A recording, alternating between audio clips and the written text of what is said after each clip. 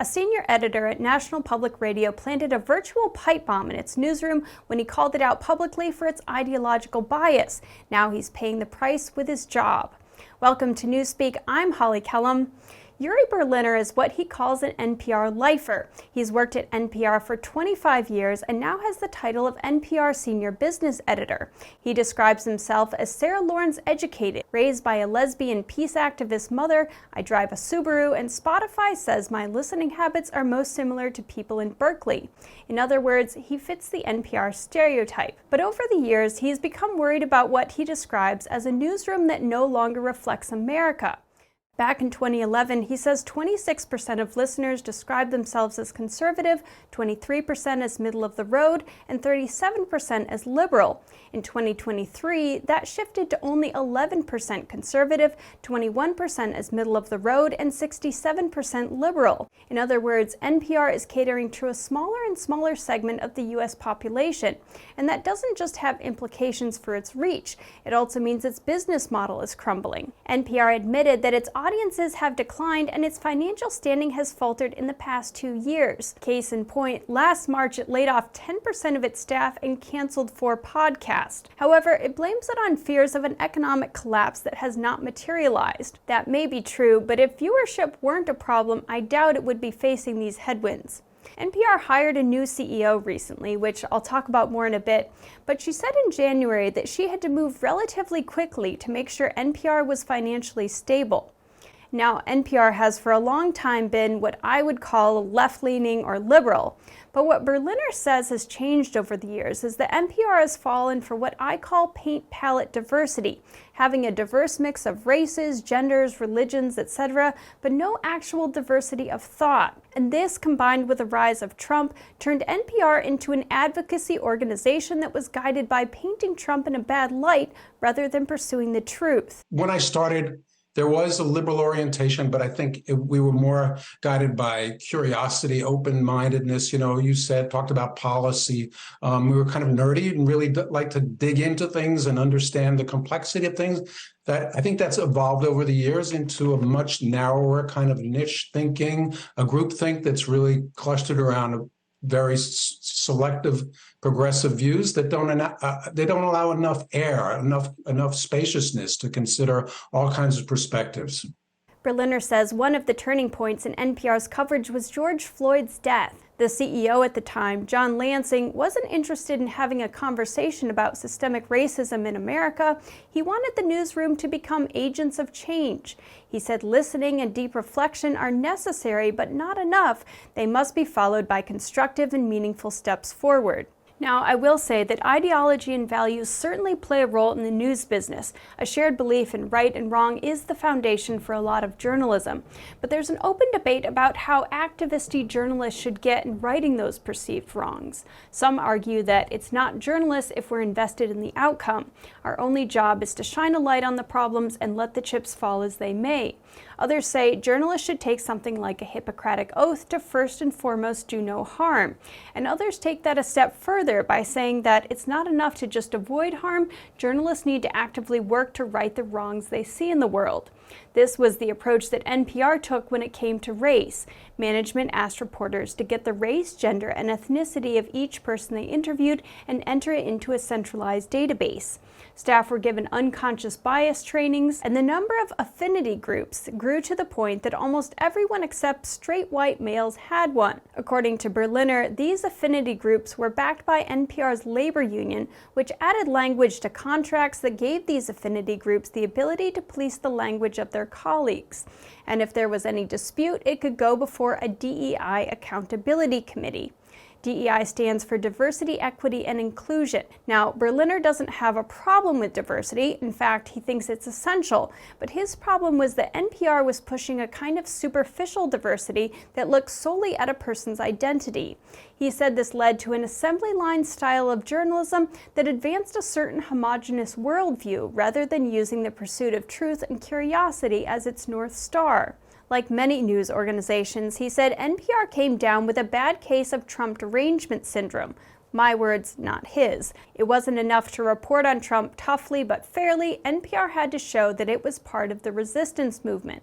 and this got the network into some embarrassing situations. For example, he said that when Anthony Fauci and NIH head Francis Collins came out swinging for the natural origin theory of the COVID virus, that was enough for NPR to claim that scientists had debunked the lab leak theory.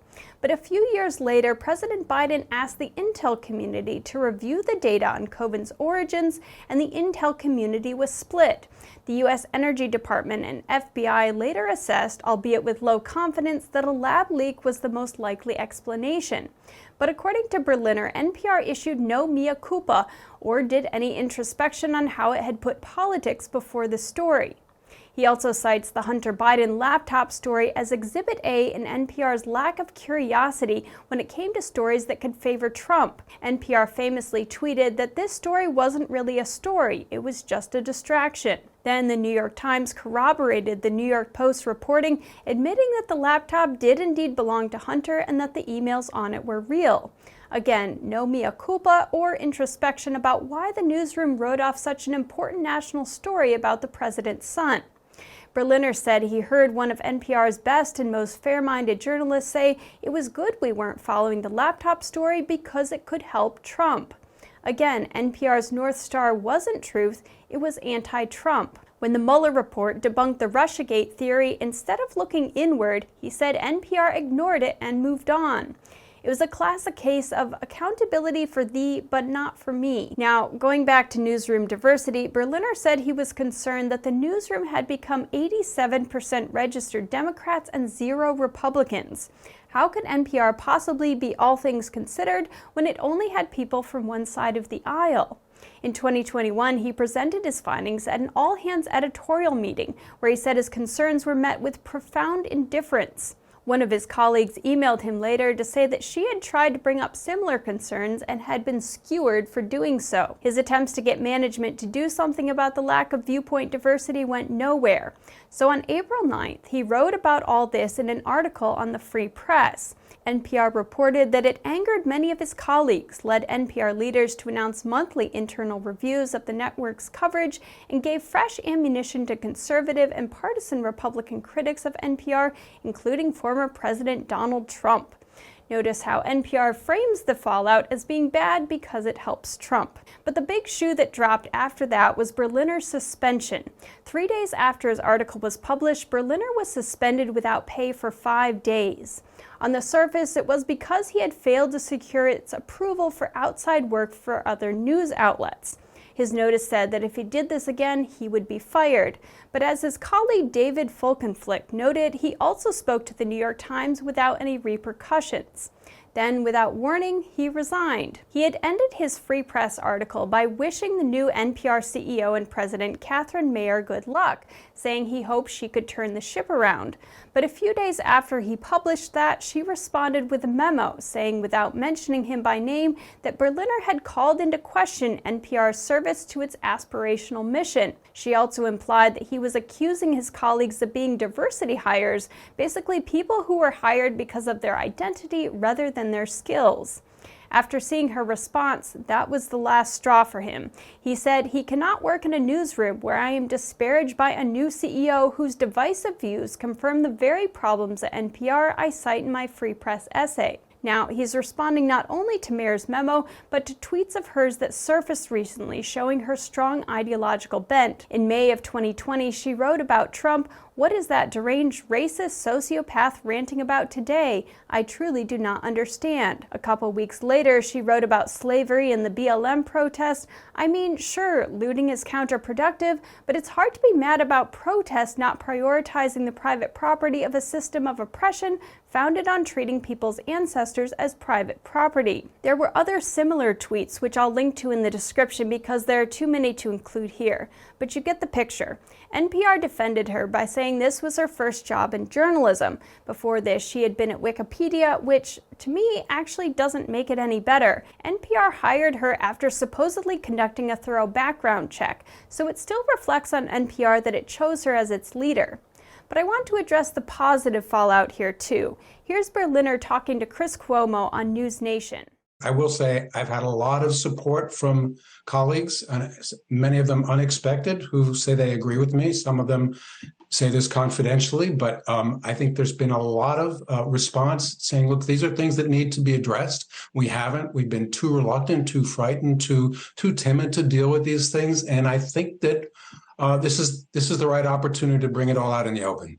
NPR's former ombudsman wrote on X, "I know Uri, he's not wrong." And NPR says it's now reviewing its content to try to reach a wider audience. Maher said in her memo, "Over the next 2 years, we plan to conduct audience research across our entire portfolio of programming in order to give ourselves the insight we need to extend the depth and breadth of our service to the American public." Those changes seem to be sparked by Berliner's essay, which he said was the goal of the essay. So what do you think about NPR? Do you agree with Berliner that it's become too ideologically homogenous, or do you think it's never been better? Let me know in the comments, and if you like this video, please like, subscribe, and share this video with your friends. Once again, I'm Holly Kellum, and you're watching Newspeak.